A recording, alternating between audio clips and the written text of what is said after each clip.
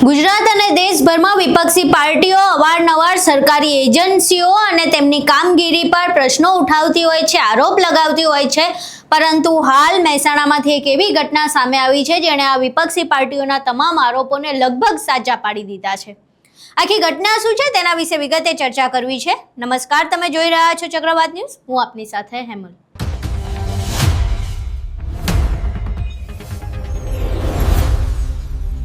IB એટલે કે intelligence bureau.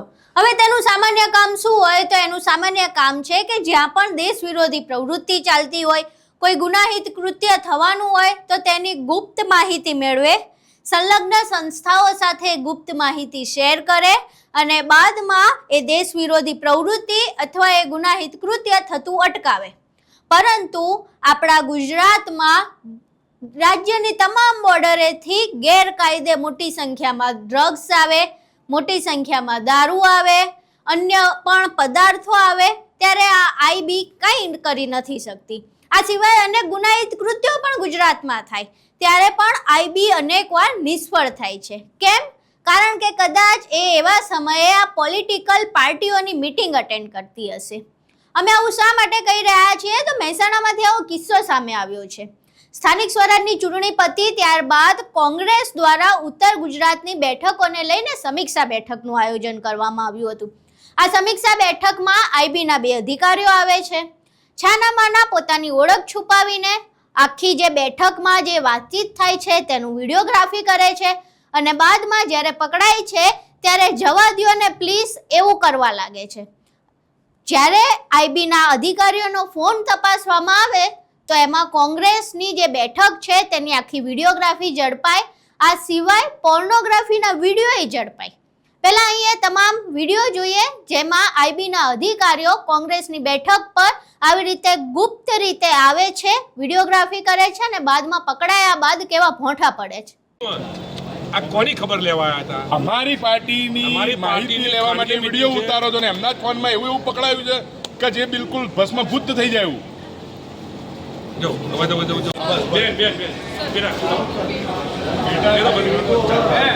અસલી વિડીયો તમે જોવો હોય ભાઈ, અસલી વિડીયો બતાય, અસલી વિડીયો બતાવો। હા, અમારી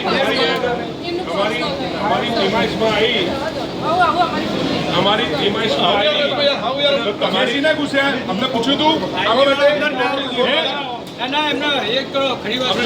વિડીયો બતાવી, આજની બતાવી વિડીયો બતાવી, આ બધા મીડિયાવાળા વિડીયો બતાવે, એમના અસલી વિડીયો કેવા છે કે તમે જોઈ ના શકો, તમે જોઈ ના શકો।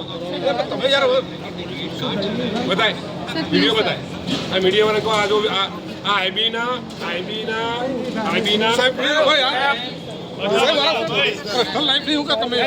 પોલીસને બોલાવો બીજા માટેની બધી પર્સનલ લાઈફ હોય તમારી કશું નહીં ફરિયાદ દાખલ કરો એના ઉપર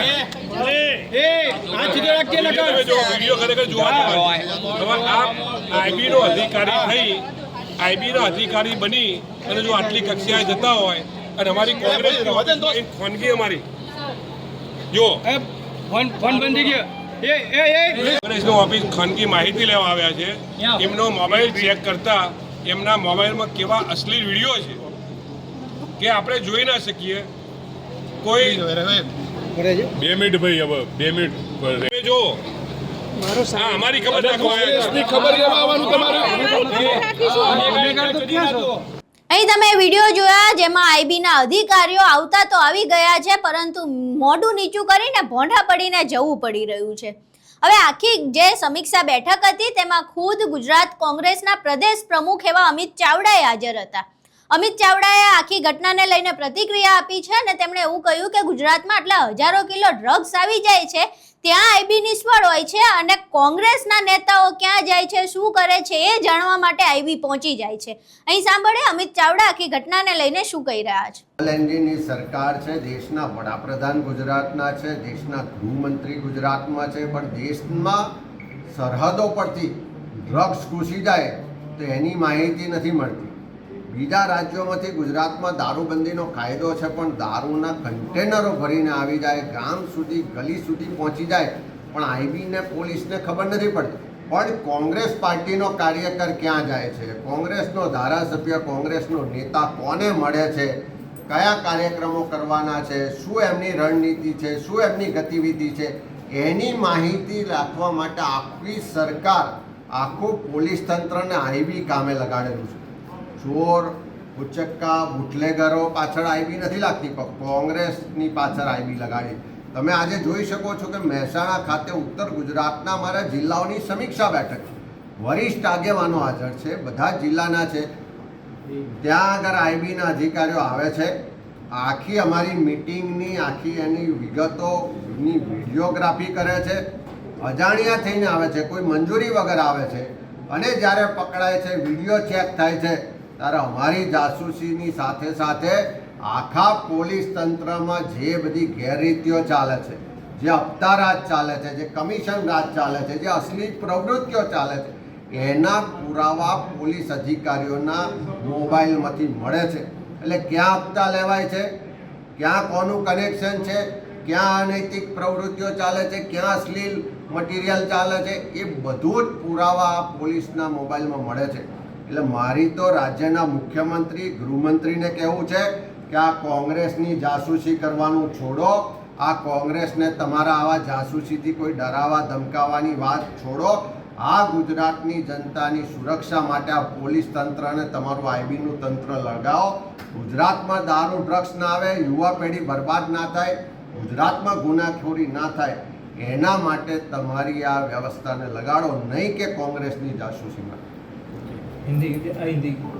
અહીં તમે અમિત ચાવડાને સાંભળ્યા. હવે સ્પષ્ટપણે આખી ઘટના સામે આવ્યા બાદ પ્રશ્નો તો થઈ રહ્યા છે કે જે પ્રમાણે વિપક્ષ આરોપ લગાવતું હતું, શું એ જ પ્રમાણે આ જે સરકારી એજન્સીઓ છે, જે આપણા અને તમારા ટેક્સના, જે લોહી પરસેવાથી આપણે કમાણી કરીએ છીએ, એના ટેક્સના પૈસે ચાલે છે અને કામ આ પ્રકારે સરકારના કરે છે? શા માટે કોઈ પોલિટિકલ પાર્ટીની સમીક્ષા બેઠકમાં આવી રીતે છાનામાના આઈબીએ જવું પડે અને પછી ભોંઠા થઈને બહાર આવવું પડે? આ તો એક પોલિટિકલ પાર્ટીની બેઠક થઈ. સ્થાનિક સ્વરાજની ચૂંટણી હજુ હમણાં જ ખતમ થઈ છે. કેટલી બેઠકોમાં એ લોકોએ હાજરી આપી હશે? હવે કોઈ પણ પોલિટિકલ પાર્ટી જ્યારે બેઠક કરે ત્યારે બેઠક ગુપ્ત જ હોય. તેમની રણનીતિ, વ્યૂહનીતિ નક્કી કરવાની હોય કે આવનારી ચૂંટણીમાં તેઓ શું કરશે, શા માટે કરશે, કેવી રીતે કરશે, જનતાનો વિશ્વાસ કેવી રીતે કેળવશે, જે સત્તાધારી પક્ષ છે તેને કેવી રીતે જવાબ આપશે, અને જો સત્તામાં છે તો વિપક્ષને કેવી રીતે શાંત બેસાડશે. આ બધી ગુપ્ત માહિતીઓની જ ચર્ચા થતી હોય. એવામાં આ ઇન્ટેલિજન્સ બ્યુરોના અધિકારીઓ આ પ્રકારે આવે અને બાદમાં આ માહિતી કોને શેર કરતા હશે? એક મોટો પ્રશ્ન ઊભો થઈ રહ્યો છે. શું તેઓ આ માહિતી સરકારને શેર કરે છે? અને જો સરકારને શેર કરે છે તો આપણું લોકતંત્ર આવી રીતે ચાલવાનું છે, સરકારી એજન્સીઓનો દુરુપયોગ કરીને? હવે આઈબીના અધિકારીઓ ઝડપાયા છે, ભોંઠા પડીને નીકળ્યા છે. અમિત ચાવડાએ આ બાબતે પ્રતિક્રિયા પણ આપી છે. હવે ઇન્ટેલિજન્સ બ્યુરો આ બાબતે કોઈ સત્તાવાર પ્રતિક્રિયા આપે છે કે કેમ એ જોવું રહ્યું, કારણ કે એ જવાબ અમે પણ ઈચ્છીએ છીએ કે તંત્ર તરફથી આપવામાં આવે કે જે કોંગ્રેસ પાર્ટી કે કોઈ પણ પોલિટિકલ પાર્ટીની ખાનગી બેઠકમાં આઈબીની શું જરૂર પડે, અને જો જરૂર પડી છે તો પછી એ ડેટા ક્યાં જવાના છે? આખો વિડીયો તમે જોયો. તંત્ર અને સરકાર બંને ઉપર પ્રશ્નો ઊભા થઈ રહ્યા છે. હવે તેના જવાબ ક્યારે મળે તે જોવું રહ્યું. આખો વિડીયો જોયા બાદ જે પ્રમાણે આઈબીની સંડોવણી સામે આવી છે તેના વિશે તમારું શું માનવું છે? તમારા મંતવ્ય અમને કોમેન્ટ બોક્સમાં જરૂર જણાવજો. વિડીયો પસંદ આવ્યો હોય તો વિડીયોને લાઇક કરજો, શેર કરજો અને અમારી ચેનલને સબસ્ક્રાઇબ કરવાનું ભૂલશો નહીં. નમસ્કાર.